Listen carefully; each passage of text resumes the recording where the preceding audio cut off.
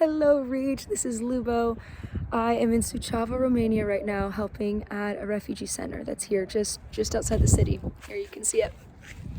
And we are doing a ton to help refugees transition from point A to point B.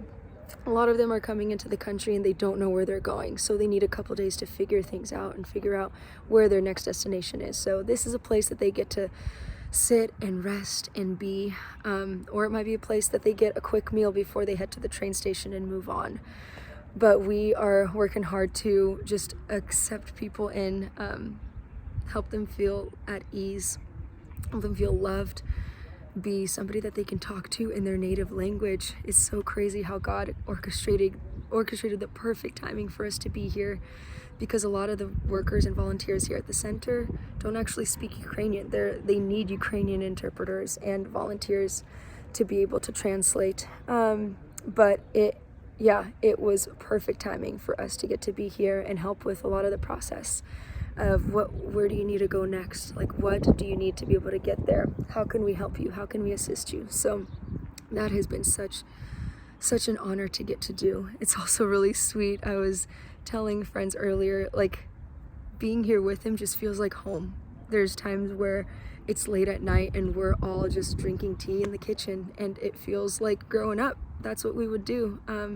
So it's just really sweet to get to share those moments with people that are just in need of safety and in need of laughter and joy and normal times. So we're also slowly getting to hear their stories, getting to hear what they've lived through and experienced, not wanting to push that or ask them to pour out their hearts right away, but they are willing and they are wanting to as they build trust. And as we, the longer that we're here, the more that we get to see that. So it's been so sweet.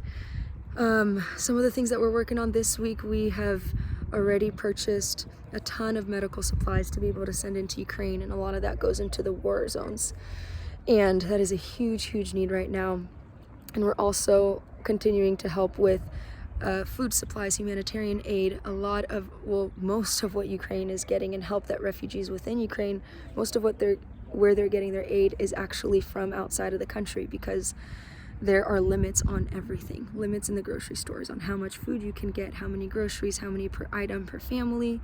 Limit on gas. You're not allowed to buy over a certain amount of gas per person, so you can't just like fill up a bunch of cans of gas and use that later. My uncle was actually telling me we're getting ready, my friend and I that I'm traveling with, we're getting ready to go into Chernivtsi next week, because that is where I was born, and we're going to partner with my uncle and some of the hospitals that he's been partnering with and just assisting in.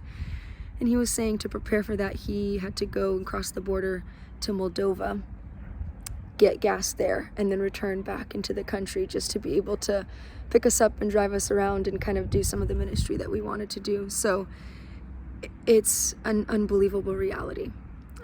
It really is, but it's so amazing to see how God is moving and how he's been at work here, just with the stories that we get to hear and the times that we get to be and sit and laugh with people here. It's incredible. So I thank you for your support. If you want to continue to donate, there's still an opportunity to do so, but man, we absolutely could not do this without you. So thank you for your prayers. Continue praying for us, for wisdom, for peace, for discernment, for knowing what the next steps are and what to do. We are in desperate need of his guidance. So thank you, church. We love you. See you soon.